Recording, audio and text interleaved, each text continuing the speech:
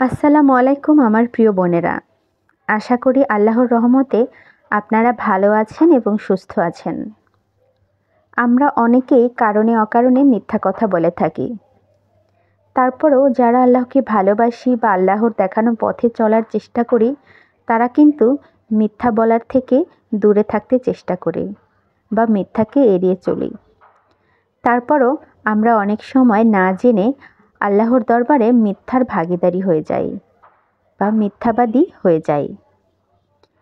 সহিহ মুসলিম মুকাদ্দামা অনুচ্ছেদ ৩। রাসূল সাল্লাল্লাহু আলাইহি সাল্লাম বলেছেন, কোনো ব্যক্তির মিথ্যাবাদী হওয়ার জন্য এতটুকুই যথেষ্ট যে সে যা শোনে যাচাই ব্যতীত তাই বলে বেড়ায়। আমরা অনেক সময় মনে করতে পারি যে আমি তো যা শুনেছি তাই বলছি, আমি তো আর মিথ্যা কথা বলছি না, আমি ওনার থেকে যেটা শুনেছি সেটাই বলছি। কিন্তু এটাও যদি আপনি যাচাই ছাড়া বলে থাকেন এবং সেই কথাটি যদি মিথ্যা হয়ে থাকে, তাহলে আপনিও কিন্তু শতভাগ মিথ্যার ভাগীদার হয়ে যাবেন। তাই অবশ্যই কোনো কথা বলার আগে বা কারো থেকে যখন আপনি কোনো সংবাদ বা কোনো ইনফরমেশন পাবেন, তখন অবশ্যই সেটা একটু যাচাই করে নেবেন। যদি ব্যাপারটা সত্যি হয়ে থাকে, তাহলেই আপনি অন্যের সাথে শেয়ার করতে পারেন। যদিও অন্যের দোষ বলে বেড়ানো একটা গীবত, তাই অবশ্যই আমরা গীবত থেকে দূরে থাকব।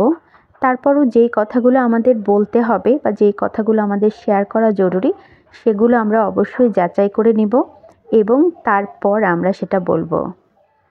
ধন্যবাদ সবাইকে। অবশ্যই আল্লাহ তাআলার দেখানো পথে চলবেন, আল্লাহকে ভালোবাসবেন, জীবন শান্তি এবং সুন্দর হবে।